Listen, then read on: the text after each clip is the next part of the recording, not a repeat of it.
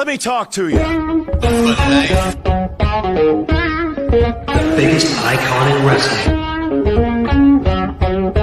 Yeah.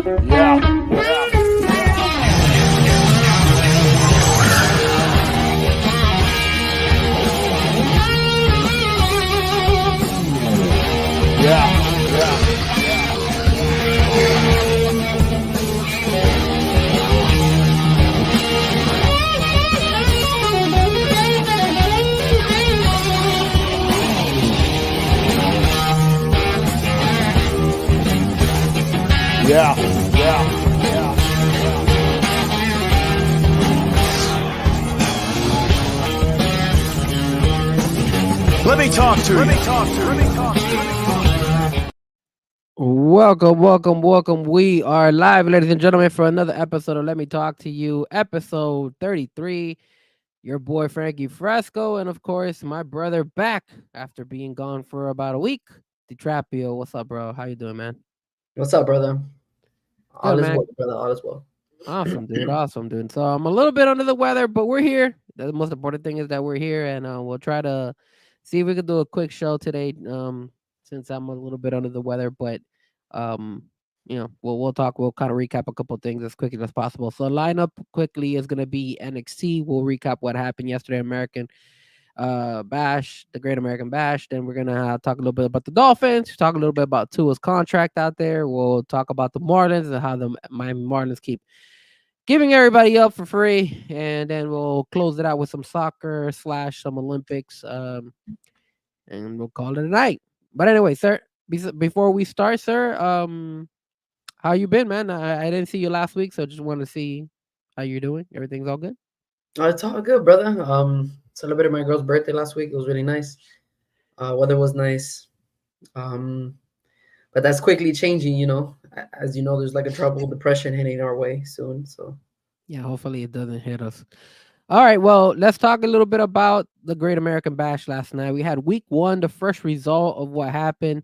A couple of big fights that happened last night. Of course, we had one of the tag team belts on the line, and of course that was Last Legend and excuse me, it was Last Legend and her partner Jakar Jackson fighting against Alba Fire and Isla Dawn.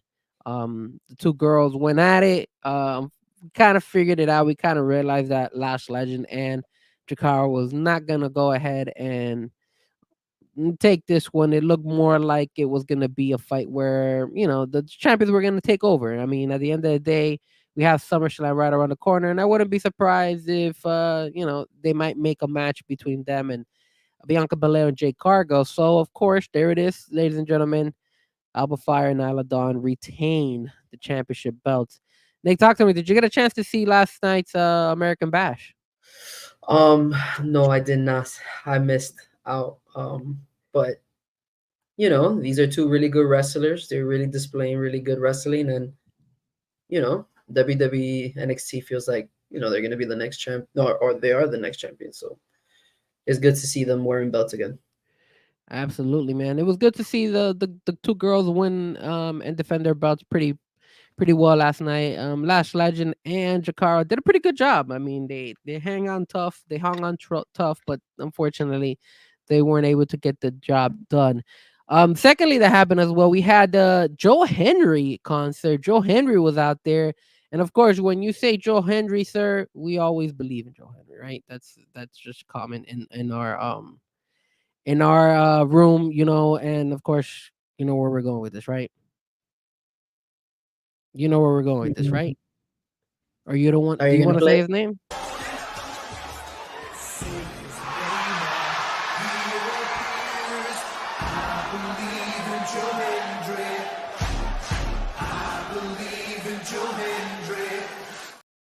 Of course, she definitely believe. Everybody believed in Joe Henry. Actually, he did a pretty good job with that look. I like it. I really like it. What's up, No Doubt? Welcome, sir. What up, Josh? Welcome as well. So Joe Henry had his concert last night, and man, it sucked. Joe Henry had a pretty good concert. It wasn't that bad. He was actually going for a minute there, and then after after he sang his concert, the Gallus brothers attacked them, man, and it was terrible. It was unfortunate. They were not able to allow Joe Henry to finish his concert, and unfortunately, Joe Henry got attacked, which eventually caused it and set up next week's match, which we'll go ahead and let you guys know in just a minute. But eventually, what ended up happening was that. So Joe Henry obviously attacked from behind after he sang a pretty good, decent song. Um, let me I think the thing is that if I play it, it's gonna probably get copyrighted, but who Yeah. cares? Who cares, sir? Let's play a little bit of the Joe Henry copyright right here. Hold on a second. I got you. Hold on. Let me see if I can play it here. Why won't Hold you play it on. upside down? Maybe they won't copyright us upside down. And what? All right, hold on. Whatever. We'll just cut it off because I know last time we went ahead and showed it, and I know that it got copyrighted as well. Sean, we yesterday at the yesterday on Squared Circle Digest, he played just like a snippet of the freaking Drew McIntyre CM Punk version, and we automatically got freaking copyrighted. It's so stupid. Like I don't understand why people keep always getting upset because we just show it, but whatever, it's not a big deal. All right, so let me go here. I'm gonna share a screen right here for you guys. Let me make it a little bit big. Let's see. Let's make it big. Full screen. There's the full screen. I hope you guys can hear it. Let's see. Let's try it out. Let's see if it plays. Nick, Maybe let me play know. it with no. What if you don't play no sound, just the video? Would it still copyright us? Nah, who cares? 'Cause at the end, I'll snip. I'll cut this portion out of it. But here it is. Here it is. Silky look. Say that again. He has that outfit all the time. Yes, I know. I love when the people wave their hands and say Joe Hunter. You could hear it perfectly, right, guys?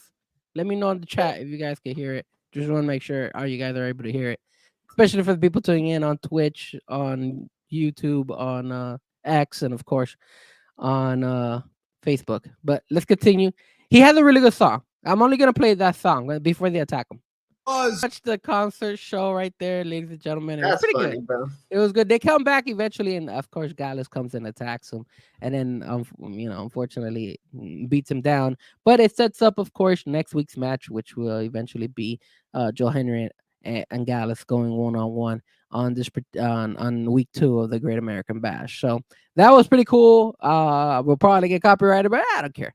And the next match, the main event we had going on, was of course Dia Hell going against Roxanne Perez, which was the main event for last night's Great American Bash Day 1.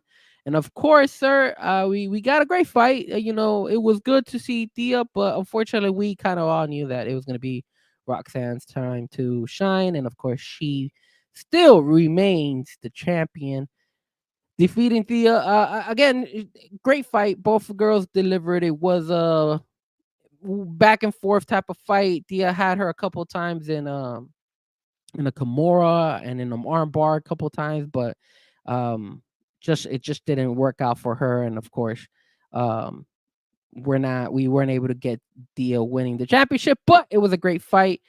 If you missed it, I suggest you try to catch the replay because it was really good. I don't see Roxanne Perez losing the belt anytime soon. And then obviously next week we have a couple of big fights next week that are happening. Of course, Ethan Page will go ahead and fight against Oro for the NXT Championship. Oro, Nick, if you don't know, he's been the one who's been pinning Ethan Page a couple times off, like not officially. So every time he shows up, somebody's always counting 1, 2, 3, and he's always getting pinned. So he finally gives Ethan Page finally is giving him an opportunity to make it official if he could actually beat him. And then of course you guys saw Joe Henry going one-on-one, or Gallus attacking Joe Henry. So then it's gonna be Joe Coffey from Gallus going one-on-one against Joe Henry on next week's American Bash, night 2 eventually. So that should be an interesting predicament between those two. And here's the picture right here next Tuesday. And keep in mind, it's also being aired on Sci-Fi because of the Olympics. So just FYI, if you're gonna tune into the Great American Bash, just make sure you tune in on Sci-Fi. It's definitely gonna be um, it's gonna be fun watching it. Day one delivered, and night two should be as good. And obviously, I love the way that they keep on pushing Joe Henry on this American Bash, and then also the last couple matches that they had set up for night two is Kalani Jordan. She's gonna go ahead and face Tatum Paxley for the North America Championship. She's gonna try to defend that. Axiom and Nathan Frazier, they're gonna go up against Wesley and Zachary Wentz from the Rascals.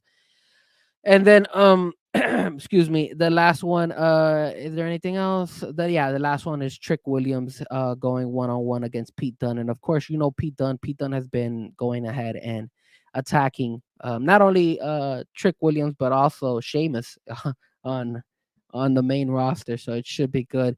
So if you don't get a chance to if you didn't get the chance to watch night one, make sure you don't miss out night two.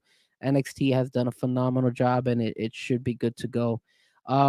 Quick thing, quick message, Nick. I know me and Sean covered it yesterday, SummerSlam, but any particular match in SummerSlam that you're excited about for this Saturday? It's probably the Drew McIntyre versus CM Punk and Seth Rollins as the special referee. Absolutely, man. Hopefully we get to check out an amazing SummerSlam this Saturday. And keep in mind, me and Sean are doing the Ring of Death. So basically, we went ahead and we picked our picks for SummerSlam, and we're gonna keep count as to who's picked correctly out of the two. And at the end of the month, whoever won, then the other person has to spin the wheel of death. And in the wheel of death, we're gonna have different scenarios that the loser has to go ahead and conduct, and it varies. Like we were talking about it last night. You're probably gonna have like eating hot wings, dressing up as a Bastion Booger or Rikishi, and then doing the water the bucket challenge. There's many different options that we're doing. You mentioned chicken wings, so you're saying that, are you going to be eating the chicken wings while doing the show? Yeah, so basically what we would do is, if one of the death sentences will be eating hot chicken wings during the show, and you know getting the hot sauce and having it. So I'll be eating it, or Sean be eating, depending on who loses. And we got to be actually going ahead and doing it. And some of the things we probably might just do at like a local place. So we'll either do it at a local bar, or we'll do a show at a local bar, or we'll do something, we'll do it, we'll record it and then show it to you guys, one or the other. So it's a work in progress. Obviously, we're still making up like the sentences, kind of like what you've seen with the Dan Labertar show. Remember, I don't know if you've seen it, but you know how he has the during the NFL, he has the NFL picks, and then when they pick the like the wrong team or something like that, they get kind of like penalized, and they got to do something for getting it wrong. So it's like something like that we're trying to do, me and Sean. So stay tuned more next week. And then obviously we're gonna try to do the post game SummerSlam, the post SummerSlam scrum on Saturday after SummerSlam is done. So Nice. that is what's going on in the Square Circle Digest. That's what we got going on in NXT. So now let's jump to, of course, what people want to talk about. And of course, it's the Miami Dolphins. And it's our boy Tua Tagovailoa, baby. He was out there saying, "Show me the money, sir." So first and foremost, Nick, let me ask you something, because look, man, you guys know me. I'm the type of person who, I respect Tua. I'm happy that he got paid, but do you feel that Tua Tagovailoa kind of, was he wrong? Was he wrong or right for saying, "Show me the money," in your opinion, sir? I'm not gonna lie to you. When he said that, I was a little shocked, because he displays himself as very humble, but here he kind of had, I guess he wanted to create like a swagger that he got paid this large contract for 4 years. But I'm a little surprised. But hey, if this is the attitude he needs to build in order to win more games, I'm up for it. Well, the thing about Tua is, look, man, I'm not gonna lie to you. Like I said, I'm happy for him. I think it's good that he was able to get paid. He's able to take care of his family, and he's able to take care of all the things that he wants to do. Which I'm happy for. But I'm also a little bit disappointed at him saying that because you know I would assume that you would be maybe just a little bit more humble, man. Just a little bit more like, hey, I'm gonna, I want to go ahead and I want to, win a championship. Like, I think if I was there, I would have gone ahead and said, you know what, guys, not show me the money, more of like, now let's win a championship. Something that's gonna motivate the fans. And I'm not gonna knock the fans because the fans were happy. I mean, they were yelling and all that stuff, and good for them. But if I was there, if I would have been there at practice, I would have basically just told, I would have screamed, "Show me the championship rings, bro!" Because now the plate is on him. There's high expectation. With more money comes high expectation. You're getting paid, so if you're getting paid, you better deliver something for us. And if you can't deliver us a championship or at least get us at least a playoff win, this is gonna be a failure. A failure not only for us as the fans, but also a failure for Chris Greer, man, and a failure for everybody who wants the Dolphins to succeed. And I don't know, sir. I didn't like it, man. I didn't like the fact that he said that. I know he was trying to build his swag, but come on, man. Come on, man. The swag gets built on the field, not about money. Just saying. I mean, he was number one in total yards in the NFL, and he was top five in total yards per throw. So on average, so he continues to display this type of game on a day-to-day basis. If he's consistent and the team is still healthy and they have everything going down towards the ending of the season, if we're complete, we're good. There's nothing wrong in paying Tua, because I don't remember the last time we've gone 11-6. Was it last year that we went 11-6, 10-6? We've been above 500 with this guy, so let's just give him a couple of more years. If he downgrades, then go back to the chalking board and finding other ways to make the system work out. If not, then obviously this is more or less a 3-year deal in my eyes. You give him 2 years to really understand or where he's at, if he's still at his peak or he's at his peak already, and then we'll move from there. But I mean, I told you before we talked about this, we gave Tannehill 8-9 years. This is year 4 for Tua. So That's a good point. And I know, no doubt, you were saying, hey, he's having fun and all that stuff. And I get it. Where there's always gonna be fun. You're always gonna have a moment to have fun. And let's see, man. Let's see. I'm a guy who wants to see him deliver more than anything. So okay, if you want to give him a pass for saying that, I'm fine. I'm not gonna be a little bit about it. I'll let it happen. But at the end of the day, he needs to deliver, and the reason he needs to deliver is because let's see his contract, sir. This is what our boy Tua Tagovailoa is getting paid right here. So let me give you the breakdown of what Tua is getting. yeah, It's a little, definitely. I agree. I agree with the chat. He needs to celebrate his bag, but now it's time to get to work, right?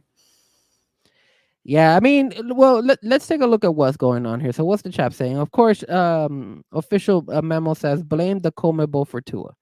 I remember that Big O was a point in time saying that you blame Tua for everything. So maybe you do have to blame CONMEBOL for Tua. Cat for Life says, gentlemen, it's a fair deal, a win for both sides, but you gotta win. No more excuses. 100%. No, Cat for Life also says the contract comes out to a 2-year out with the combined amount of 90 million guaranteed, which is technically 2 franchise tags based, best case scenario 3 years. So let's take a look at this contract, right? And Nick, can you see it? Are you got a good look right there? Is it Yeah, I visible, have a guys? Yeah, okay, all right, perfect. So it looks good. So um Cat for Life says that it's kind of like a like 2 to 3 year contract. So here we go. Let me take some. I'm sorry. I apologize for the advertisements here. So here is Tua Tagovailoa's contract, right? So 2025, he'll be making a base salary of 25 million. Prorated signing bonus is 13 million. Um Workout bonus, he's getting 250. If you saw here that what they did is they stuck him with 250,000 for workout bonuses for the next 4 years, which is interesting. And then of course you have the guaranteed salary on each one, with its 50 and 39. Let me hold on a second. Hold on a second. Let me, you know what? Let me see something here, because I'm interested. Do I have the right one? Hold on. I might not have the right one. Hold on. Let me pull this up again. I want to make sure I have the right one. Maybe his base salary is that because they're giving him a whole bunch of um, sign-in bonus. Let me see. Hold on a second. Let me take a look at. Archie Man, in 2028. That's funny, Josh. Let me see here. Hold on a second, gentlemen. So 2020. Yeah, I think that's the right one. I wish I had it more broken down. You know what I'm gonna do? But at Let's least on average, he's 4%. averaging 50, right? 54. So He is, but hold on a second, sir, because I'm trying to. Let me just pull it up with this one. This one's a lot easier to put it up to Viola to a T. Here it is. All still right, got so still got yeah, this is this is a better looking one. So let me share this instead. And sorry, guys, I'm a little bit under the weather. I'm feeling better, but I'm still a little bit under the weather. So apologize if you hear me coughing. You'll hear me muted a couple times. So let me try to zoom in a little bit more. There we go. Okay, so he's guaranteed 167 million. Guaranteed at signing 93 million. Signing bonus of 42 million. Average salary of 53 million. So this is the breakdown of Tua Tagovailoa's contract right here. Now this one's a little bit better.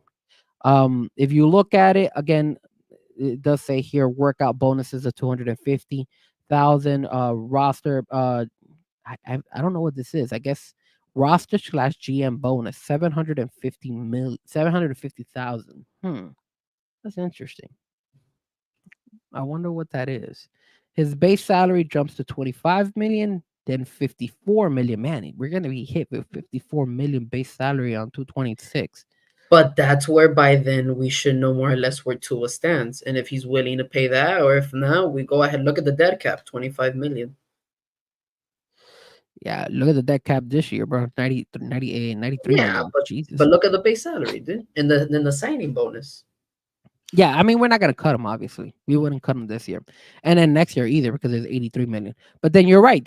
This is what Cap was talking about, because look at that. After the first 2 years, then that next year, that 2026 year, we only get hit 25 million, and then even in 2027, we even get hit with 16 million. So technically, if we want to get rid of Tua by 2027, we technically could, and it won't hurt us as much. The 3 year Um, deal. Signing bonus 40 million, I believe. DiTrapio, what's that? DiTrapio drinking straight air there. What was his signing bonus? His signing bonus on this one.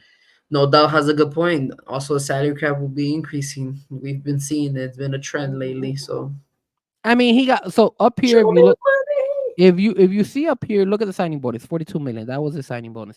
But guaranteed, he got guaranteed at sign 93 million. But total guarantees 167 million. So he could go ahead and get a total of 167. See, here is a breakdown. It says Tua Tagovailoa signed a 4-year, 212 million contract with the Miami Dolphins, including 42 million signing bonus, 167 guaranteed, and an average salary of 53 million. In 2024, Tua will earn a base salary of 1.1 million and a signing bonus of 42 million, while carrying a cap of 9 million and a dead cap value of 93, which is basically this, what you see here, guys. So it's really straightforward how much it's going to be of dead cap and cap hit what we have. And that also that's Tua also being generous because that means we have more wiggle room to get more pieces.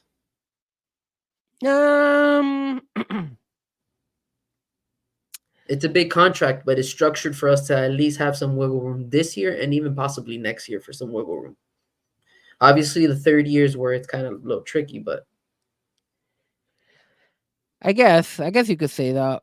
Let's see here. It says 2027. We will know if it worked or not based on the Greer and Tools employment status. 100%. As you could tell by that to 2027, we could probably get rid of them and not care anymore because then, like I told you, we'll only get a dead cap hit of 16 million. So we could basically get rid of them and be like, all right, 16 million hits our cap. It's not that bad.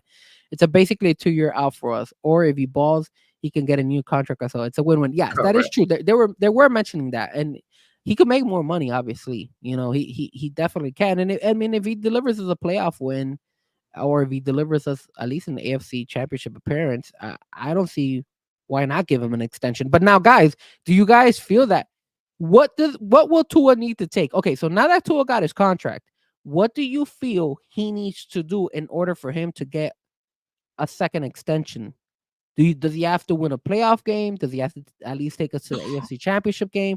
Do you feel that he needs to take us to the Super Bowl in order for him to reconstruct his contract and get paid even more? What do you think, Nick? Obviously, each year there's high expectations, and if this year he wins a playoff game, the next year is Super Bowl, or if he wins the division this year, it's gonna be, be the number one seed, and so it's always gonna be there's always gonna be a bar higher every year. Um, Obviously the goal is for the team to win a Super Bowl, and if Tua was the reason why they do that, then obviously that's an inevitable decision of going ahead and extending that contract. But like I told you, year by year, Tua's improving. Year by year, we're seeing numbers, being consistent. And as long as the team can remain healthy, I think we can go really far with Tua in the system. So we have 2 years, max 3, in order to see what Tua has. And for sure, we're going to have some pieces missing. Obviously, I don't really feel like we're going to have Reek for too long. I wouldn't be surprised if we ask him, like a 2-3 year, but it just depends on how much can we save from him, because he's not a cheap wide receiver either. Well, you guys mentioned Tyreek Hill, right? And with Tyreek being mentioned, there were some moves that happened today, actually. And that was a surprise kind of move. Can you say a surprise move? Maybe. Let's see. So the Miami Dolphins announced that they have signed wide receiver Willie Snead and waived defensive tackle Mario Kendricks. Snead is a 9-year veteran, having spent time with the San Francisco 49ers, the Carolina, Las Vegas, Baltimore, New Orleans. He also had a stint at Carolina's practice squad back in 2014. He has played 103 career games with 48 starts, 281 receptions for over 3,000 and 16 touchdowns. Snead entered the NFL as an undrafted college free agent. And then obviously, picking up Snead, man, talk to me, bro. Did you like this move from the Miami Dolphins? Did you, he's 5'11". His birthday is 1992, so he's just a year older than you, Nick. Talk to me, man. Willie Snead, man. What do you think about this guy, bro? Adding veteran wideouts is never a bad thing to do. Adding competition to the practice, adding more fire, to the younger players. Maybe making them feel like, hey, it's not just a comfortable, smooth journey from here since I got drafted or whatever. They're adding veterans.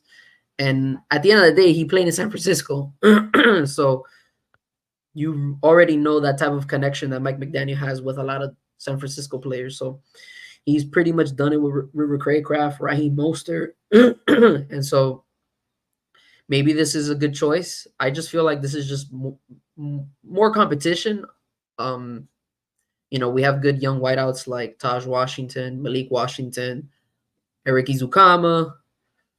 But having this is not a bad idea. Obviously, we know that OBJ is in the PUP. So this is kind of like maybe having a plan B. Well, look, I know Dal said something that was interesting. He basically says, I'm crazy for thinking Snead is possibly a camp body. No, I honestly, I don't think Snead is going to make the team. I think he's gonna be just somebody that they have in the practice squad. I don't think he makes the team. And we were talking about this just me and Sean last week when Sean, was in for my brother. We were saying that there is a big competition when it comes to the wide receiver battle, and we have already we had Tyreek Hill, Jalen Waddle, Braxton Berrios, OBJ. Then you have the Washington kid, and we had obviously now we have Snead, and there was one more guy. Let me see. Let me see if I have it in my notes because I had written it down. What, the wide receivers? Yeah, the wide receivers. Yeah, here we go. Here we go. We had Tyreek, Waddle, OBJ, Braxton Berrios, Malik Washington, Eric Izukama, and River Carcraft, and now we're adding Snead. And keep in mind, um, Malik Washington is good. Taj Washington was the one that got placed on IR. So do you see Willie Snead making the team? I don't see Willie Snead making the team. I think he's just a body. He's an extra body just for us to, Hey, like, if there's some injury, you bring him on board, and then you got another wide receiver that is fast, quick, and probably knows the system. Like you said, he comes from that San Francisco background, so I don't see why the Dolphins. I think it's a decent move. Would I have preferred somebody better? Maybe an offensive lineman, especially the way our center kind of struggling right now. Yeah, but Mike McDaniel is the type of, I guess, coach that is focusing so much on, like, I don't know if this is good or bad when it comes to the Dolphins. When it comes to Mike McDaniel, are you focusing too much on the wide receiver, running back position, all that stuff, instead of focusing on the trenches? Because the trenches is what gets you to the Super Bowl, not wide receivers, not running backs. I think you need to focus on the trenches more than the wide receivers. But I that's just mean, me. I think that's where he lets Butch Berry handle it. I think he delegates. He doesn't feel. I don't feel like he's the type of coach that likes to have hands on everything. Obviously he has to keep an eye on everything, but to be really hands on everything, I think he really trusts Butch Berry, offensive lineman coach. So if Butch feels like he's good with what he has, he's gonna focus on what he feels like needs more. It's trial and error. Hey, you never know. Maybe this Snead guy is a. I mean, I haven't seen the stats, but if he just him playing in San Francisco, it can probably work out. And there it is, Cat for Life saying, protect the investment, get an O-line now, not later. No more excuses. 100%. Especially after you're seeing that the center position is, like, during training camp, you're looking at that they're still struggling. And we were talking about this earlier today. We were saying how Tua hasn't had a consistent center in front of He them. has They're flipping guys around left and right, and now they're bringing another guy who's another guy. How are you supposed to develop some chemistry with this guys if you keep mix and matching every single year? It's kind of hard. And I mean, I could blame a little bit on Tua, but I'm not gonna blame him a lot. I actually have to blame that one on the coaching, and on management. Chris Greer, I understand you want to save a buck here and there, but at the same time, you need some consistency. You need some, you know you need the quarterback and the center to be on the same page. And if you can't deliver that every season and you're getting him something new, can you really knock Tua for it? Like, I can't knock Tua for it. It's not That's his why you fault, dude. always that's why you always see like these crazy runs. Like the Dolphins win 7 games and then they lose 5, then they win another 8 and then they lose 4. Like it's because it's so inconsistent with the centers. They have a good streak going on and then they fuck up and then they're bad for a bit. And they have another streak going on and they fuck up again because every center he hasn't been consistent. The only one probably was Connor Williams, and look what happened. Well, No Doubt says, does Snead return kicks? Yeah, but I we mean, got Barrios now, man. that was why we had Barrios. I mean, and again, remember the kicking situation, returning kicks this year is going to be different. It's not the same as last year or the years ago. So I mean, I wouldn't have a problem with having, River Carcraft return kicks either. I mean, there was one point in time where Jalen Waddle and Tyreek Hill both mentioned that they would be willing to do it. So bringing in Willie Snead to just return kicks, in my opinion, it doesn't make any sense. I think it would have to be, I think it's an extra body. I'm just a little bit disappointed that they're focusing again on the wide receivers instead of focusing on offensive linemen. Well, maybe this year Tua does what everyone has been asking him for to do and is extending plays, sir. Now that he's more mobile, he has really good pocket presence. He's gonna find a way to not see, first route. He's gonna be looking at his second read. So that's gonna be Tua this year, man. Chad says at the same time, with all the injuries on the line, Tua was the least hit QB for a period of time. I mean, the O line was so much better last year than the year prior. They protected him, and he didn't get hurt. In other words, I mean, I will say this: there were definitely some improvements on the O line. I thought the O line. A lot of people have been criticizing the O line and saying that the offensive line sucked. That it was one of the worst in the NFL. I thought they did a better job No, than the year no, before. they played really well, man. Isaiah Wynn, Connor Williams, Armstead. I just feel at the end of the day, like what a lot of people are saying, you need look, man, you need to protect Tua. That's the main priority. And if you can't protect Tua, it's gonna be hellhole for Tua. And Chad, you said it. They get Tua was the least hit quarterback, but it also was because Tua was going to his first read and he wasn't going to any other reads. Now, if you guys listen to other shows like you know, TD Finns talk, if you listen to Dougie, if you listen to Big O, a lot of them are talking about saying how Tua is now taking his time and looking at his reads and actually looking at the open receiver and not taking that risk. But with that being said, this is training camp where they're not on pads. They're not going up against different competition. They're going against their friends that are on the defense. It could get a little bit aggressive here and there, but that doesn't necessarily mean that they're going to be going at 100%. We're going to find out a little bit once they start doing the training camp with the other team. I think who they have this year. I think they have the Falcons again this year, right? First session is against the Falcons, and then the second session is against the Commanders. So I think that's where we're going to find out a little bit more of Next how week, much actually. of how much they're gonna protect Tua, if it's actually a decent O line or if it's not an O line. Here it says, let me see. I had seen here you go. I wanted to get this message right here. Cap for Life says, you guys okay with Eichenberg at center if need be? Nate, talk to me. Are you okay with that? Do you like Eichenberg at center or you don't?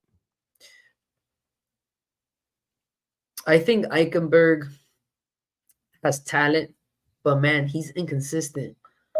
But if I had to choose if I have to bring someone outside of again another different center, then I'll probably be okay with Liam Eichenberg because he's already had that chemistry with Tua. So I just feel like if we bring someone else and pray to God that it fits with him, then nah, man, we need consistency. We need people who are we need those O-line that have been here for 2-3 years. So if Eichenberg already has center experience and that's all we have left, hey, I'm okay with it. It's a different gameplay. Maybe he's not good protecting the pass. So maybe when you have Liam Eichenberg, you just do a running game and you just let your running backs go. Maybe he's better run block at center than pass protect. So, or maybe it's the opposite. Maybe he's a great pass protector in the center position and then he's okay running. You just got to work with what he's good at. And I think he's a talented guy, but we can't just be picking everybody off the street and pray it works. I agree. I don't think we that's gonna work out. I mean, Eichenberg has some experience, so if you're gonna put Eichenberg out there, I'm okay with it. But I would prefer the guy that we brought to pan out. I mean, that's the reason why we brought him, for him to pan out and be our center. I guess Eichenberg would be our backup in my opinion, but look, man, at the end of the day, all I want is I don't want the center to be snapping the ball and making Tua, squander around trying to find the ball or fumbles and stuff like that, especially in crucial moments and in inclement weather. And number two, I don't want Tua to get hurt. So I want, whoever they decide to put on as our center, I just hope that they are able to fix it. And we're gonna find out. We're gonna find out soon once we have, these drills with the Atlanta Falcons and the Commanders. So I mean, and now Cap, you're saying I don't trust Barrios at kick return. I'm sorry.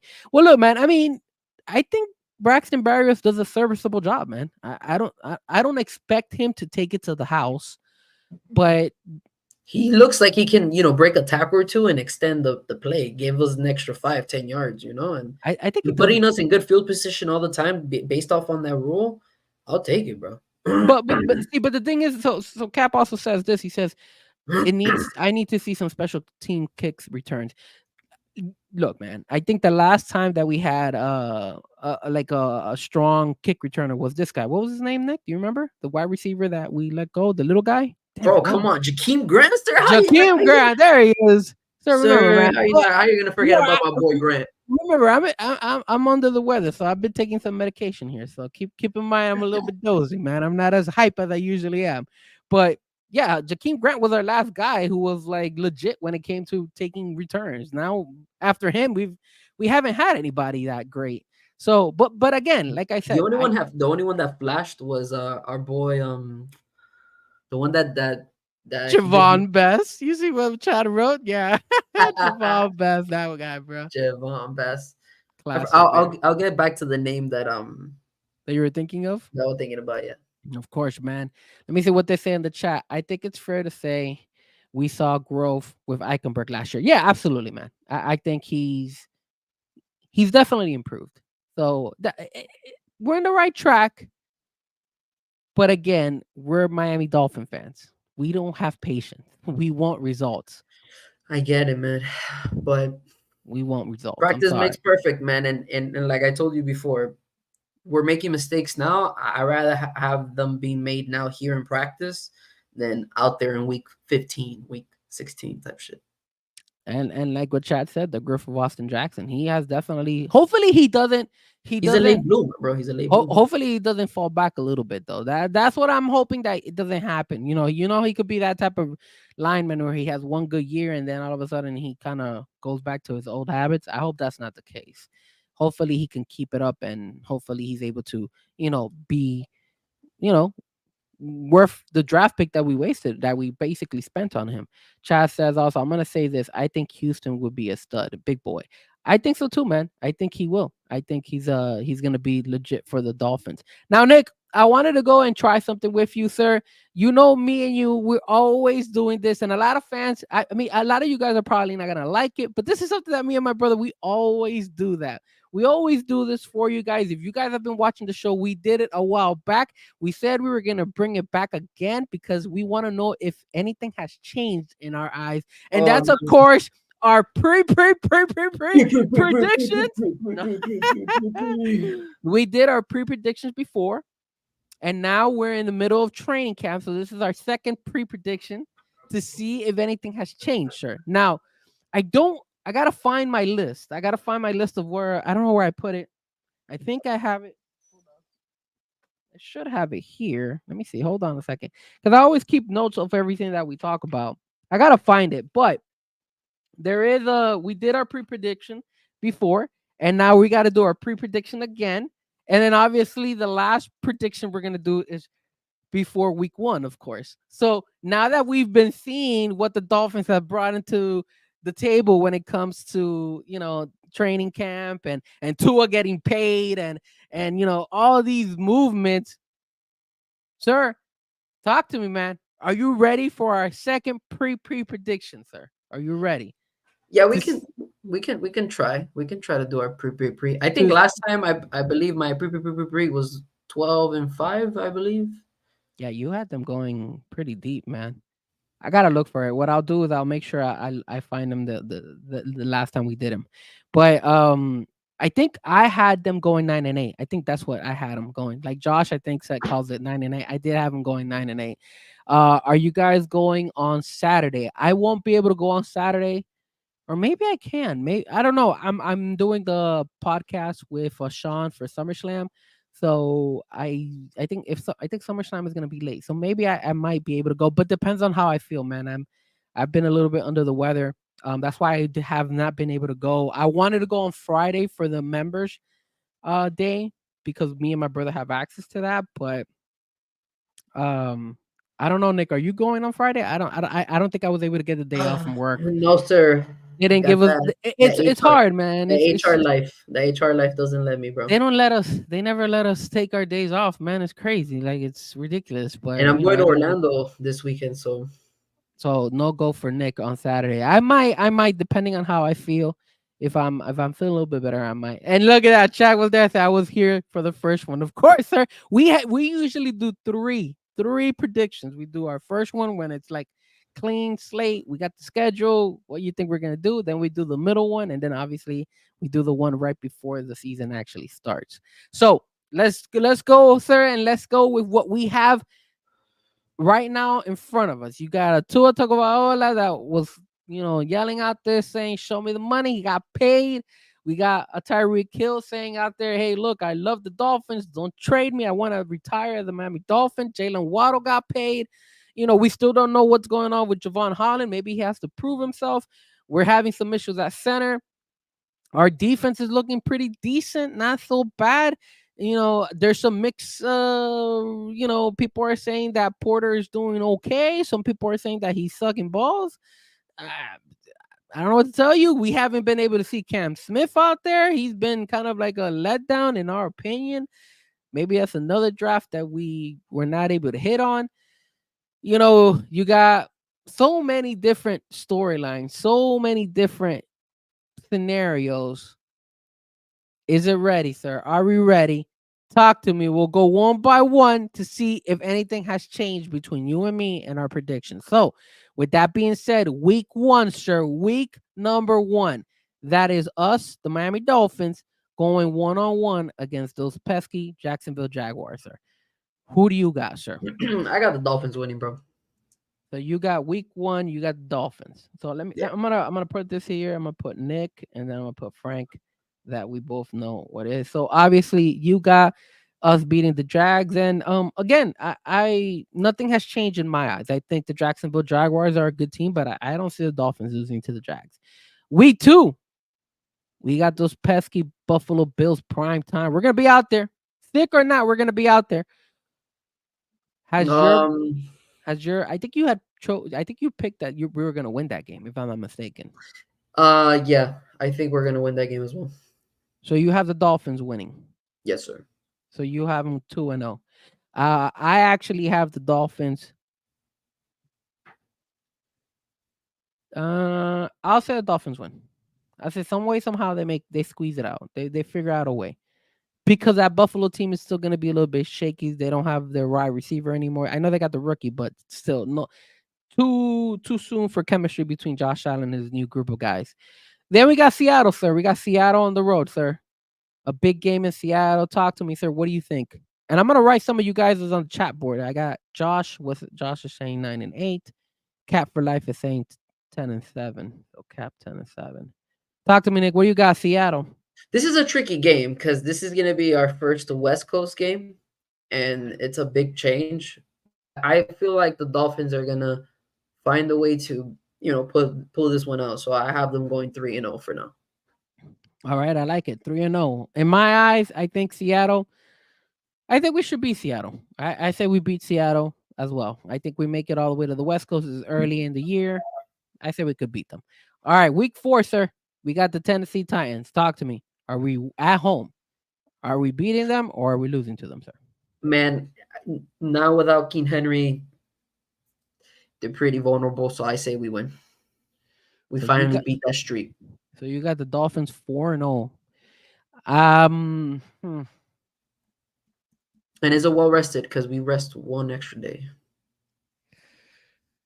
The Dolphins win this game. Monday Night Football too, right?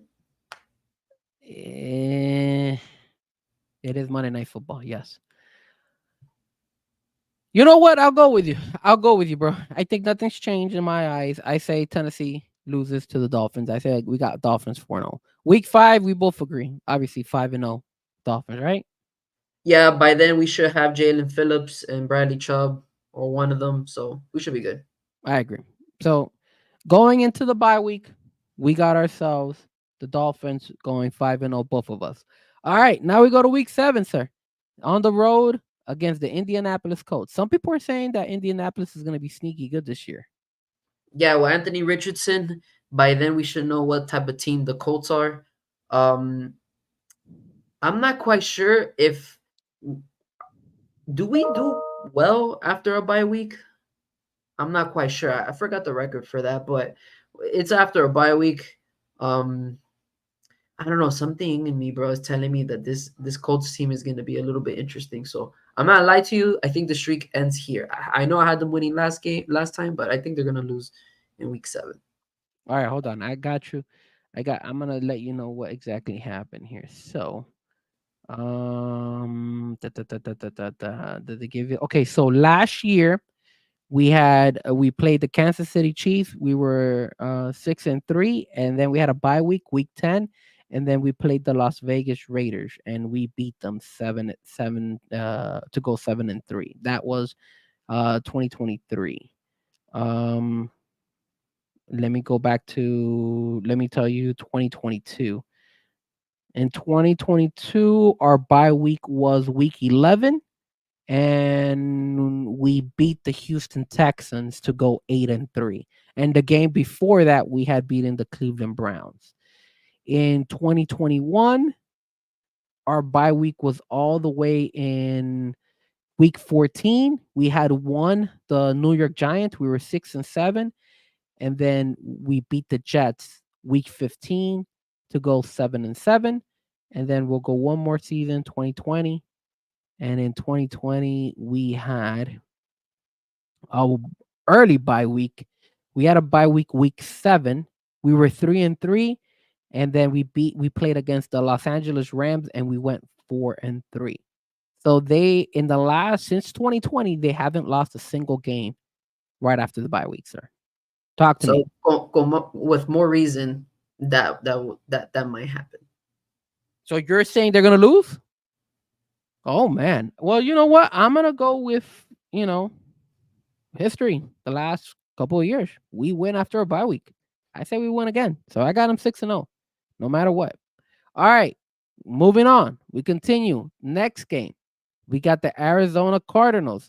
This one's a home game, 1:00. What do you got, sir? Dolphins are really good at home, and this is 1 p.m. So this is going to be nice and toasty. So for sure, the Dolphins will squeeze out a win on this one. So I got them going 7-1 for now. Well, if they win against 6-1. Arizona, it would be 6-1. Yes. Yes. I have Arizona. I got them winning, and I have them 7-0. That's on that one. So week 9, I think this is where the Dolphins start to fall behind, and this is where we start to struggle. So for me, I got Buffalo beating us that week. That's on the road. That's at Buffalo. We still don't figure. By that time, Buffalo already knows, has some type of chemistry. I got Buffalo beating us, so I got us 7-1. What about you, sir? How you got us week 9? You got us winning or losing against Buffalo? I think by week 9 and 10, we're gonna go through a rough patch. I have the Dolphins losing back to back. Okay, so you got 6-2, and then week 10 you have them 6-3. I have them 7-2. I feel that yes, we're gonna lose back to back. I said we lose that Monday Night Football game. Then you got the return of Christian Wilkins, sir. Week 11, 1:00 game. Talk to me. Do we win or do we lose? This is a tricky game because this is going to be a very physical game. But at home, bro, they're good. I think the only games they'll lose at home is that San Francisco game. I see them beating the Jets, I see them beating the Patriots, and I see them beating the Raiders. Damn, you're jumping the gun here. Okay, so you got us beating the Raiders, so that will make us 7-3. And you have us beating the New England Patriots, correct? Mm-hmm. At home, so you have 8-3 there. I have the Dolphins winning. So I have them 8-2, and then week 12, I have them 9-2. Then you got Thanksgiving, sir. Thanksgiving with the Green Bay Packers, sir. Talk We're to me, eating sir. turkey, baby. We're eating turkey. We're gonna shut a lot of people out. That's gonna be a cold ass game. I hope so. And we're gonna shut a lot of people out, bro. That is the two quarterbacks that just got paid, Jordan Love and Tua. Show You me the money. the show me the money game. That's what we're gonna call it. The show me the money game. Show me the Jordan money. Love or Tua Tagovailoa. Show me the money. Show me the money game. That's what we're gonna trend it. Guys, moving forward, that week 13, we're all Dolphin fans are gonna call it show me the money game. That's what we're gonna call it Show this me year the because money game. those two guys just got paid. So Sir, you have Tua Tagovailoa getting paid that day. He's In getting paid Turkey, in Turkey, so he's taking that dub. he's taking that dub, baby. All right, so you have the Dolphins 93, and for me, I got Jordan Love winning. There's no, it's cold. It's Green Bay, typical Dolphin. 8:20 at night, really cold. The show me the money game. I'm gonna write this down. Show me the money, bro. Show me the money. I say Jordan Love pulls it out some way somehow. Then we got the Jets, baby. We got the Jets at home, my friend. Talk to me. What do you got with the Jets? 1 o'clock, week 14. It's gonna be a great game, but I see the Dolphins winning that game. So you got the Dolphins going 10-3, and on my end, I have the Dolphins losing. I think the Jets, some way somehow, figure it out. I think the Jets are going to win the division this year, so I have them 9-4. Then we got the Texans, sir. Texans week 15 at Houston. NRG, we were there. We were a couple weeks ago. So I'll go ahead and make my prediction. I'm gonna say the Dolphins lose this game. So I have the Dolphins going 9-5 on week 15. You? This is a dome game, so the weather doesn't really matter, but this is interesting. You're gonna find out whether CJ Stroud is legit or if he sucks, because by then they're either a contender or not. I actually have the Houston Texans winning their division. I put money on that on the Hard Rock app. I'll say what is it that I have right now? The Dolphins You got the Dolphins 10-3. 10-3.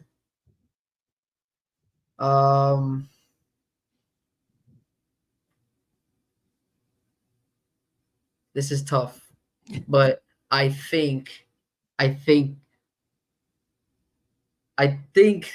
they'll lose too. Honestly, they have too much firepower right now, and by then we already know what they bring. So you got the Dolphins losing against Houston. Yeah.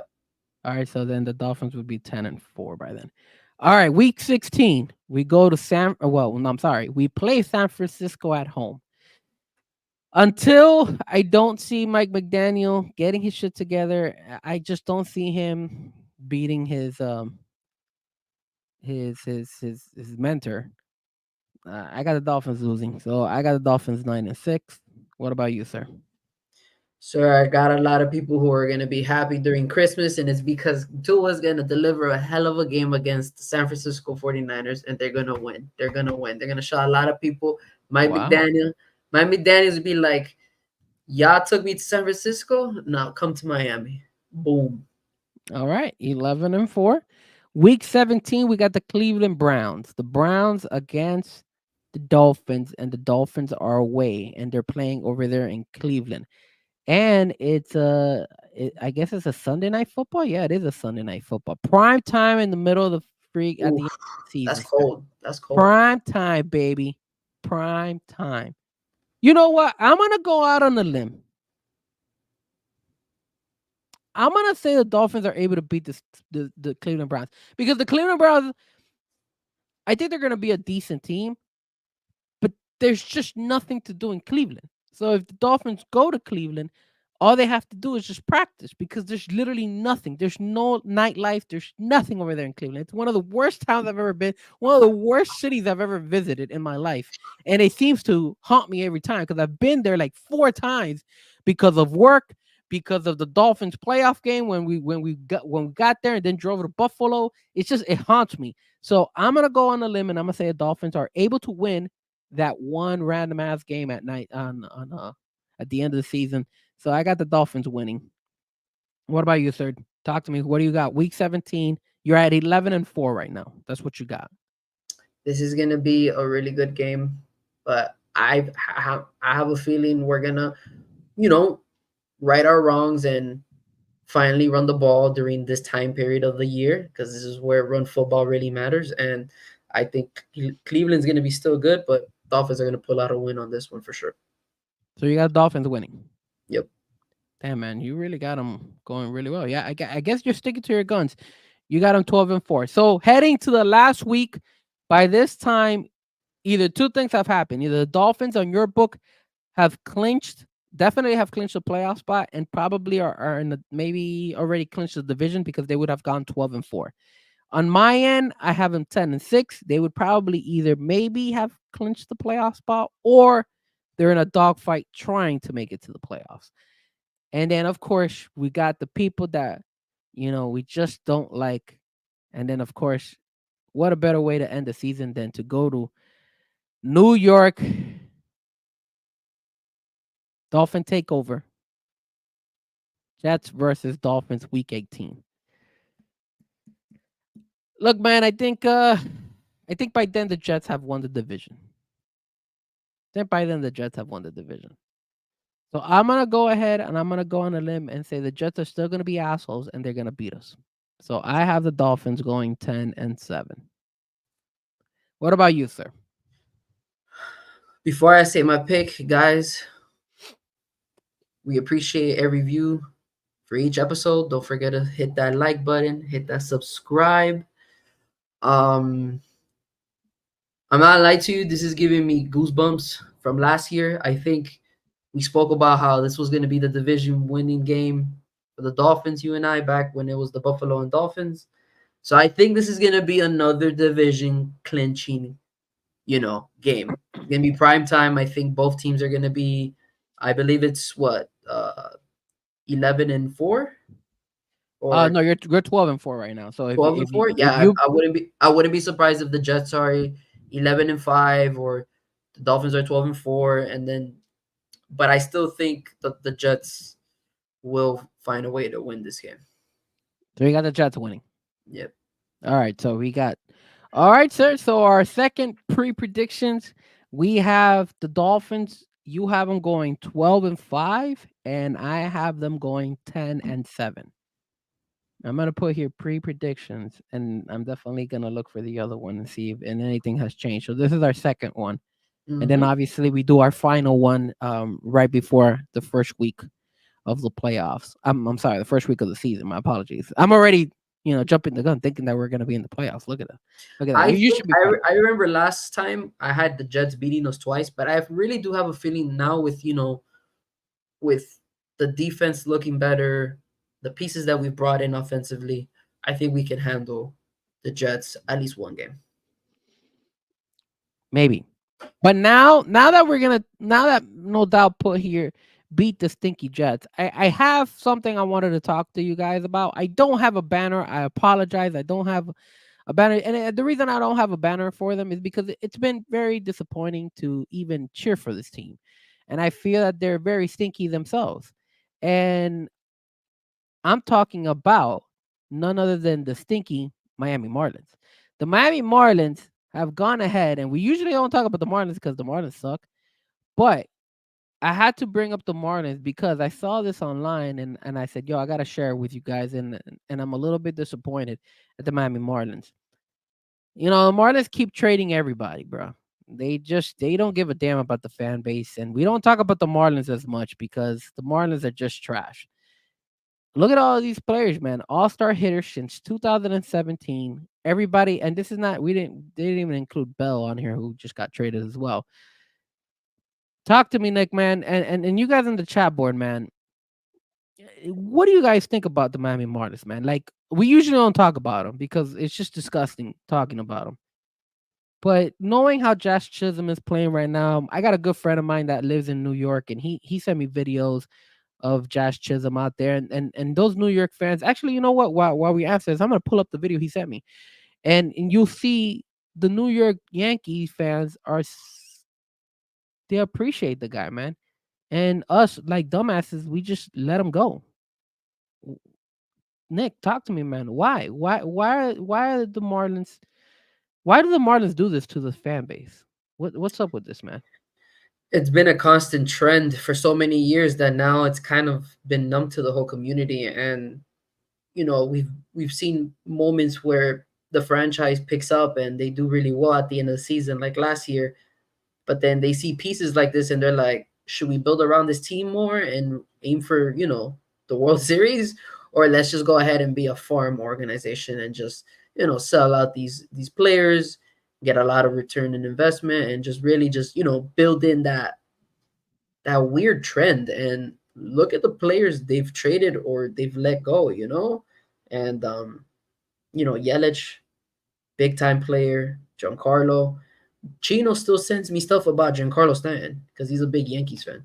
He told me this morning, damn, Jazzy looks good in the Yankees jersey, and he's out here hitting 4 home runs. It's tough, bro. Hitting 4 home runs, bro. Look at the It's look tough, at man. look at the. You know what? Look, guys, we're Dolphin fans, right? We love the Dolphins, but even with all the crap that the Dolphins have put us through, even without having a championship, I've never seen a championship in my life, in my whole lifetime. You know, and I'm hitting my 40s. I'm going into the big 4-0 very soon. And the Marlins has given us 2 championships. I still will pick the Dolphins 20,000 times than the Miami Marlins because of what the Marlins do every 3 or 4 years, which is they literally just they see that they are winning and they're like, let's get rid of them. And it's disgusting, man. I mean, and I like the Marlins. I DJ'd for the Marlins, for the love of God. I have DJ'd for the Marlins. I was one of their DJs. And just seeing this, that you would not see me step foot in the Marlins stadium unless I'm DJing there. That's how, and I'm a Marlins fan. I remember the Marlins day one when their first game. I believe it was what 1993, 1992, somewhere around there was when they were out there. I was watching it at home as a jit. But just seeing this is just so depressing, man. It really pisses me off, man. I really don't like this. It's like imagining the Panthers now go ahead and trade Barkov or Kachuk and just say, fuck it. Yeah, I mean, look, we talked about it. You said Tua, the Dolphins signed Tua. Tua, the highest paid franchise, player in Dolphin history. Congratulations again to Tua. Show him the money. But we can't even keep any of these guys, bro. Look at that. Like none of these guys are asking for the type of money that Tua was making, right? So why is it that we keep having this baseball team in South Florida?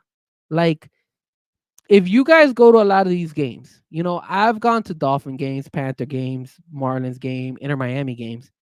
Hands down, I think the only team that actually gives like good freebies, like good extra little stuff that you could like take home and stuff like that is the Miami Marlins. But I think the only reason they do that is because nobody goes to the games. So they're trying to find ways to get people to go there. But when you see this type of stat that shows you everybody is gone, why would you even decide to go to a Marlins game? Like, I mean, I look at the Marlins and I'm like, dude, how do they even care? Like, it's just so depressing, man. I feel like this is the worst thing.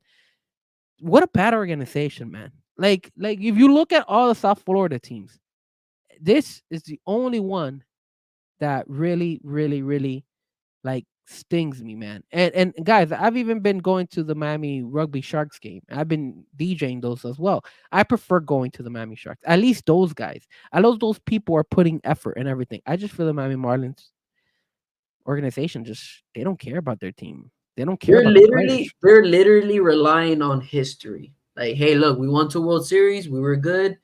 We got to keep on rebuilding. And, hopefully one day we get a owner that really cares about the organization, the potential it has.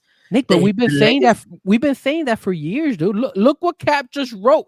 This is the 4th fire of the Marlins, bro. The 4th one. And this has been going for years. Remember, we had greats. We had Miguel Cabrera. We had Mike Lowe. We had Josh Beckett. These guys that were I remember when they went to the Boston Red Sox and all this stuff. This is not the first time that the Marlins have done this, that they keep selling good players and they just be like, screw it. We don't want you here. You won? You're winning? You're winning? We got to get rid of you. Even Derek Jeter was like, yo, screw this, bro. I'm out. They even kicked out Derek Jeter. Look, so I'm going to tell you a little inside. A little inside, guys. Inside. So when I was DJing for the Marlins, Derek Jeter was the owner or was one of the GMs there. When I was there, they were telling us, hey, we want to expand the Marlins fan base. We want to reach the fans. So what we're going to do is we're going to bring like a cool atmosphere. So what did they ask us? They asked us to DJ in certain places. They asked us to DJ in the Dex Club. If you guys have never been there, It's basically you sit behind home plate, you get free drinks throughout the whole game. Not high end drinks. You get like beer and stuff like that. You get unlimited food. The food there was amazing. They were giving great food. You had steak, you had shrimp, you had everything. You had the todo. And then on top of that, you had a DJ who would be DJing, spinning in there. That would be me. That would be some of our other friends. They also asked us to DJ at the um Marlin store. So we would have a DJ at the Marlin store as well, DJing. As soon as Derek Jeter got canned and they kicked him out, I'm sorry. I'm gonna be honest with you. I'm being very transparent. Maybe it'll hurt me in the long run. They didn't want to pay us. They said we don't need you guys. We don't need you guys, and you're out. And it's and keep in mind we were DJing for them for like about 4 years, 4 or 5 years. So we had some type of like respect. We had some type of chemistry. We weren't getting paid an arm and a leg, but we had a relationship with them, and they literally just cut us off. They're like, "See you later," and we were done. We were done. And keep the guy who we usually work with, they fired him too. They let him go. They're like, "Yo," when Derek Jeter left, a lot of people left, and it just goes to show you how the Marlins organization is and how the Marlins staff is. And it's sad, man, because I like I said, man, I'm a Miami Marlins fan. I like the Miami Marlins. But when they do this type of stuff, it just pisses me off. And I usually don't say things. It could, like I told you, it could bite me in the butt if they ever watch the show. They might be like, "Oh, we're never gonna hire Frankie again." But I'm serious. Like, if you're watching anybody from the Miami organization, guys, remember, we are fans. Like, I love the Marlins, but when you do these fire sales like this, how do you expect me to support the team? I can't. I'm sorry. It's just it hurts. It breaks my heart. It breaks my heart for me to go ahead and say that and be very transparent. But maybe I'll never DJ for them again. But it was very sad for them to cut us off like that. And then at the same time, they treated us just like they treat their players. Like, you're out of here. And I know you were talking about it. A couple of my friends were saying, when are they gonna trade Billy the Marlin? Because at this rate, everybody's gonna be gone, even the mascot. Yeah, man. Only time will tell. Hopefully this trend ends sooner than later, and we'll see. We'll see with all these prospects they got. Maybe they flourish. A lot of young talent. The coaching staff is still intact, and yeah, we'll see in the next 2-3 years. Hopefully they're able to do something. All we can hope for is the best for the Marlins. All right, so the last thing we're going to talk about is a little bit of soccer and also a little bit about the Olympics. Now, I know you guys may not be watching the Olympics. They got rid of the home run statue. Yeah, well, that statue sucked. You know what they did? They threw that thing outside, and it's pretty much rotten outside. I don't know if you've seen it, but it's bad. And yes, Cat for Life, that was wrong from them. Yeah, they did us. They unfortunately didn't care. So it's like they treat us just like they treat their players. So it's unfortunate, man. Anyway, so Olympics and soccer, sir. Couple things. I'm wearing the Colombian shirt for a reason. It was because the Colombian women played tonight. We did not win. We lost against Canada. Those cheaters. With the drones, they have drones. So if you guys don't watch the Olympics, apparently the Canadian women, the Canadian men, or whoever, we're sending drones and we're trying to sneak and watch people's practices, knowing their techniques. And some way, somehow, they still figure out a way to beat Colombia 1-0. So they make it. But at least Colombia made it to the quarterfinals. The first time Colombia in soccer, the women, make it to the quarterfinals. And we got a big, tough test. We got Spain, which is going to be a hard team to beat. And then a little bit more about the Olympics. There's been some movement out there. We had the gymnastics. The women won gold medal, so congratulations to the women for winning the gold medal. We also had the men. They won the bronze, the team level bronze. We have had the women's rugby team win the bronze. We had today we had the BMX biking. One of the girls won second place. So that was pretty cool that she won in second place. We've had gold medals. I don't have the total medal count right now. I could look it up. But Nick, you been 20? It's like 22, 23 somewhere. Have you been looking? Have you been watching the Olympics? I have. I've been seeing, the freestyle swimming, drama there in the swimming. I've seen the gymnastics, the United States did well in gymnastics since 2008. Um, it's just been pretty competitive all around, to be honest with you. You got the United States women dominating in women's soccer as well, beating Germany 4-1 not that long ago. Now they're on to the next round. So, you see 30. There you go. Oh, wow. They went up more because Yeah, it's China. Oh, but China has the most golds right now. Okay. yeah. So 30 medals. I mean, That's not not bad. bad. France, the actual you know country hosting the Olympics has been doing a pretty decent job Yeah, as well. Simone Biles has been pretty well too. She's been pretty good. And you had China right there going in. They have the most gold. Japan, Italy. Anybody that surprises you from this list? I think for Canada. me, yeah, Canada. Canada breaking the top 10. Wow. Impressive. Canada, Canada, and probably I think Italy is also kind of impressive. I don't usually see Italy up there. Like, cause I know Australia is really good at swimming. China's gonna be competitive. France, I mean, France hands down. That's impressive for them too. But they're the I host say country, so Canada, bro. Canada's been very surprising to me. but I am very surprised that Canada has made a good run. And look at South Korea with 6 gold medals, bro. That's impressive too. The Koreans trying to do their thing over there. Impressive, very impressive. Um, the men's basketball team has also been playing. I believe they won today. They won against Sudan. So, LeBron James. so they were able to do their thing. Like I said, I've been keeping up with most of the Olympics. I'm not gonna lie to you. I do watch more of the Olympics than before. Let me see what was the score for the men's, because I know I was watching the Colombia game and they were playing the both games at the same time. Colombia and Canada and the U.S. men versus Sudan. So I wasn't able to see exactly what was the score, but it looked. I do know that the. Let's see, what did they do here? They won Sudan 103-86. And now keep in mind, this was the team that also kind of gave the United States men a run for their money when they were first playing. So during the exhibition time, they remember that I think it was that LeBron game-winning layup or shot, and they won Sudan by 1. So very different team now, and I think that the United States men are flexing. Next, I believe on Friday. Friday we got some soccer going on as well. We got Argentina.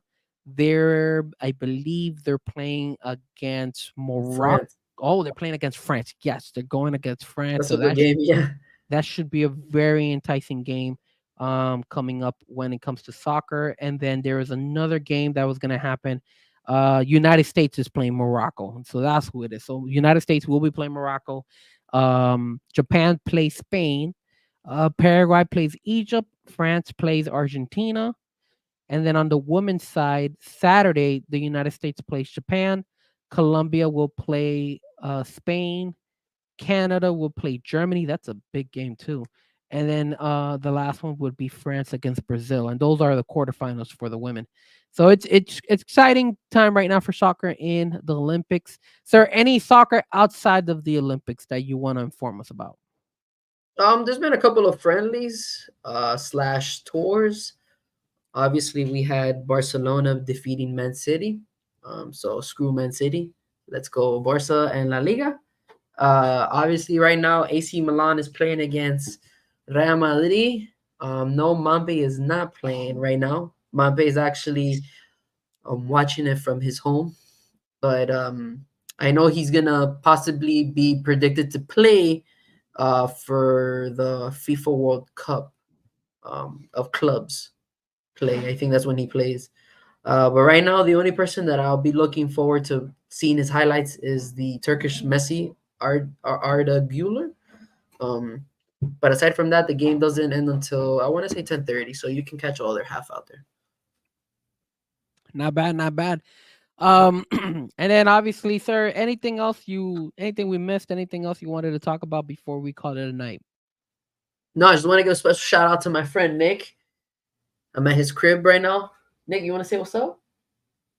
I'm pretty good. A little camera shy, I could tell. I can see.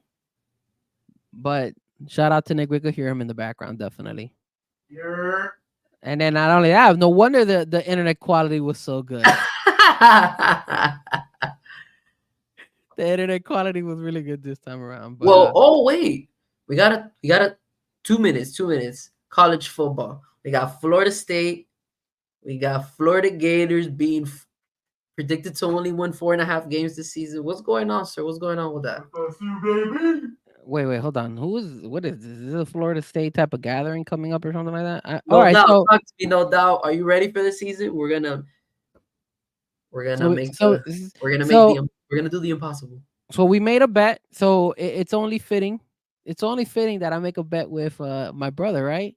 I made a bet with Sean that the Florida Gators were gonna some way somehow beat the Miami Hurricanes. Um, so Nick, it's time to put up or shut up. I know it's at the end of the year, but do you want to do a bet between Florida and Florida State this year? Shit. What loser? Where's their rivals? Well, Just that's what with Sean. I had to wear.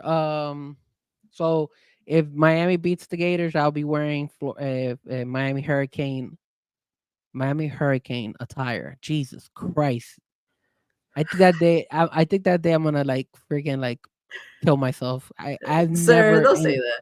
never in my life have I ever worn Kane's attire. So I'm praying to God, Gators, please do not let me down. Jesus Christ, please don't let me down. Florida State versus the Gators. Sure, talk to me, man. Do you want to bet? I mean, we could do two things. I don't know. It's up to you. We could do. I could. You know what? Loser sings the other team's alma mater. We could do that. We could do. We could paint our face. If we paint our face, Florida State, you paint your face, Florida Gator Hmm. for the show. We could do that. Anything we could do if you want to do it. If you want to do it. If you don't want to do it, then I'll respect it. I mean, by that time, I know the Gators. You guys kind of have our number right now. We haven't been playing good against you guys the last couple seasons in college football. Let's we have some time. We do. There is plenty of time before college football Plenty of time. I would like to starts. be a unique type of bet. So we'll stay tuned. Maybe next show we'll have some sort of scenario. Sounds good. So Florida State starts their first game, and it's Georgia August Tech, sir. August Georgia. 24th against Georgia Tech. So Woo, hopefully, let's get it. we got that gig going on, and then of course Florida schedule. Let me look at Florida's guys. Obviously, our first game is against the Miami Isn't it Hurricanes. LSU? Oh, is the Mm, Hurricanes? I think the first game is against the Hurricanes. I thought it was If LSU. if it's not the Hurricanes, then it's probably like let's see. Hold Yeah, on. it's UM. It's Yep, UM. it's August 31st Ooh. at Ben Hill Griffin Oh, Stadium. a month from now, we're gonna see you wear orange and green, sir. We're gonna see you wear So, orange. dude, can you believe that there might be a possibility that I might lose in two different bets with Sean? I might lose the Florida Gator bet, and then I might lose the wrestling bet. So I might be wearing Kane's crap on me, and then at the same time, I might be actually like doing the Ring of Death. Like it would be a terrible way to start to end the month of August, especially since August is the month of my birthday. So. But sir, anything else? Anything else you wanted to share with us? Anywhere you want, let people know where they can find you or anything like that? Yeah, bro. You guys can find me on Twitter, aka X, at that way Nick, or you can follow me too on Twitch, the Trapio with 3 O's. But yeah, man, just yeah. Oh, we got Nick out here laughing. What's your PSN? At X Shadow. Dolphins lover 60. Sir, You let heard that it, be. folks. His PSN network. If you catch him on X, it's Dolphins Lover 69. Wow, Dolphins Lover 69. I love it. Catch me on Madden, boys. If you guys want to go ahead and follow me on all social media, Frankie Fresco is the channel for Let Me Talk to You. And of course, we got Fresco Music on all social media platforms. You're more than follow me on IG, X, Twitch, all that good stuff. I will be buying the college football game. So if you guys want to challenge me in the college football game, you're more than welcome to. I ordered it already. It should be getting here this weekend. So hopefully, if anybody wants to play a college football game, you could just send me a DM. My PS5 username is the cheat. I think that's what Colombia and the Dolphins should do this year. That's the only way these teams are winning, right? You got teams that cheat and find a way to win it. You know, Tom Brady cheated and he won. You got the Canadian women with drones cheating and they've won. You got Argentina cheating, easy path to the Copa America final, they win.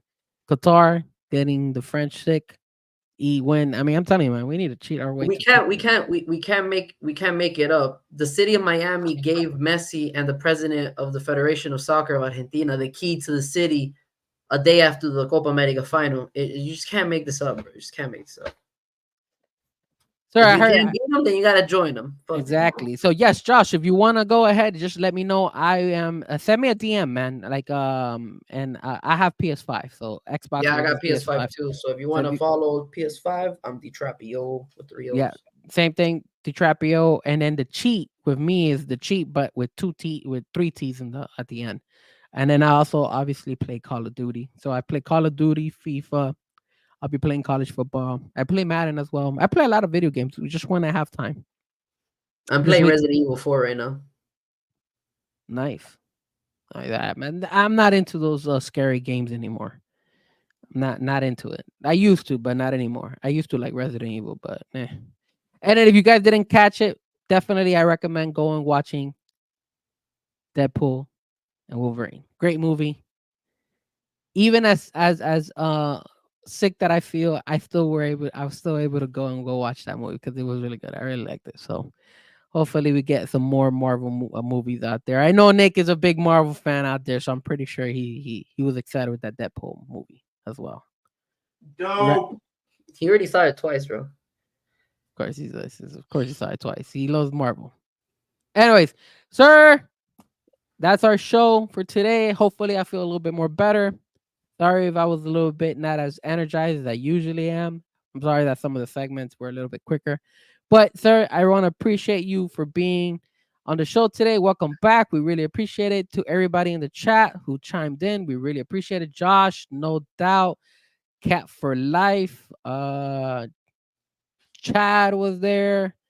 DJ Memo, he was there as well. Anybody else? Do I see anybody else? Anybody? I think we got everybody. If I missed you, I apologize. But definitely, guys, don't forget to tune in next week for our episode 34. We'll go a little bit more in detail when it comes to training camp. Like I said, I'm gonna do my best to try to be out there this weekend, either on Friday or on Saturday. And then we'll talk a little bit more in detail. Hopefully, like I said, I have a little bit more energy.